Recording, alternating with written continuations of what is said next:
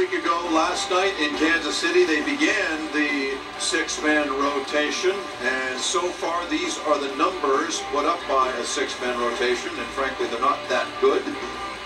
But hey, Aaron Sanchez, who's been exceptional, is on the mound today.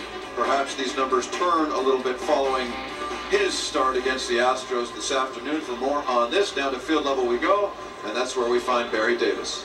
Thanks, Jamie. And, you know, it has been only one time through the rotation, so it is a very small sample size. But when you look at how well these guys have pitched on normal rest this year compared to what is happening over the last time through the rotation, there has been a big difference. Aside from Jay Happ, who was absolutely outstanding, the other five starters did struggle. They did not pitch as well as they normally have. So what, if any, kind of adjustments do these guys have to do between starts to make sure this doesn't happen again?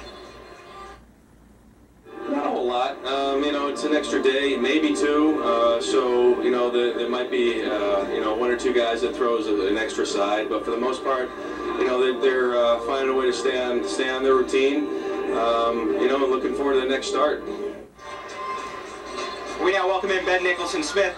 Everybody seems to be downplaying the lack of success we've seen. But Ben, there's two things I want to ask you. Number one, the fact that guys are waiting longer to start. And number two, with all the days off, do you really want your best starters only going once a week? I mean, that's what it would amount to, which is a real change of pace for these guys. When they're used to going every 5 days, now they could be going as infrequently as once a week. I mean, that's a pretty big change. So I think there's a reason that teams don't usually stick with six-man rotations for a very long time. And I would expect that at some point this season, maybe even sooner rather than later, the Jays would go back to a 5-man rotation. What would they do then? I mean, they have 6 guys that are all starters. Right, and so that's where the tough decision comes, and that's where they're going to have to presumably remove someone at some point down the road. Typically, you just don't see teams stay with the 6-man rotation. You don't normally see a team like the Blue Jays go this long and struggle offensively. When you look at some of the guys that are struggling right now, do you see a ray of light at the end there? I think if you look at the track record for guys like Upton, guys like Siciliani, there's a lot of reason to believe that they can be better than what they've shown so far. I mean, they really haven't given the Blue Jays anything offensively. I think that in particular, guys like that, bottom of the order, have a chance to give them more than what we've seen today.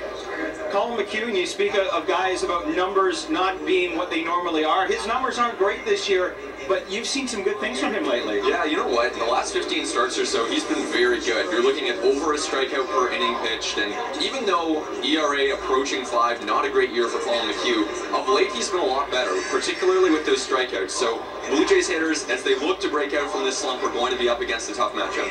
Well, one of those struggling hitters, Justin Smoak, will join me later on one-on-one, and you know, he is saying that basically a lot of the problem right now with their hitters is right up here in the head. It's not a physical thing.